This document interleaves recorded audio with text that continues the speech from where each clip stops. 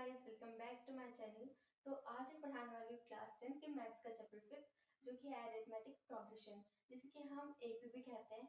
मतलब एपी मतलब नंबर की सीरीज जिसमें कि डिफरेंस सेम हो, एक नंबर से दूसरे नंबर तक की डिफरेंस सेम हो।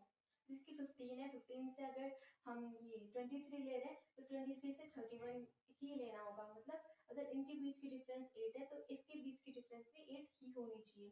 तो इस चैप्टर में कुछ भी नहीं है, सिर्फ नंबर्स है, टर्म्स है और पूरा एपी है बस, और उनके बीच का डिफरेंस है। तो किसी भी एपी में क्या मेन होता है, ए होता है, A1 यानी कि पहला नंबर, और डी डिफरेंस होते हैं उनके बीच का डिफरेंस। और डिफरेंस निकालने का जो फॉर्मूला होता है वो होता है D equals to A2 minus A1।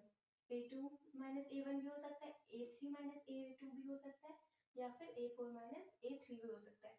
ऐसे नहीं हो सकता कि आप कह रहे हो कि A3 माइनस A1 हो गया तो उसमें दो टर्म के बीच की डिफरेंस आ जाएगी, जबकि हमें एक ही टर्म की डिफरेंस निकालनी होती है।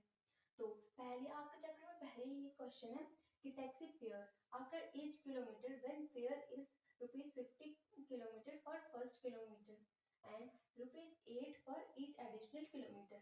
मतलब कि टैक्सी आपको चार्ज कर रही है आपके पहले राइड के लिए 15 किलोमीटर, और अगर आप हर किलोमीटर बढ़ाते जाओगे तो हर किलोमीटर में आठ रुपए और बढ़ते जाएंगे। मतलब एक किलोमीटर में 8 रुपए और जुड़ते जाएंगे। पहले किलोमीटर के 15 रुपए, सेकेंड किलोमीटर के 8 रुपए होंगे। तो यानी कि सीरीज बन जाएगी 15 प्लस 8, यानी कि डी जो होगा वो हो जाएगा 8। तो हमें इसमें बताना है कि ये एक एपी फॉर्म हो रही है कि नहीं हो रही।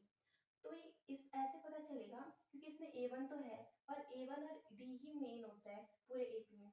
तो अगर D इसके और इसके बीच का डिफरेंस और 31 और 23 के बीच का डिफरेंस सेम आएगा तो मतलब है कि ये एपी फॉर्म हो रही है।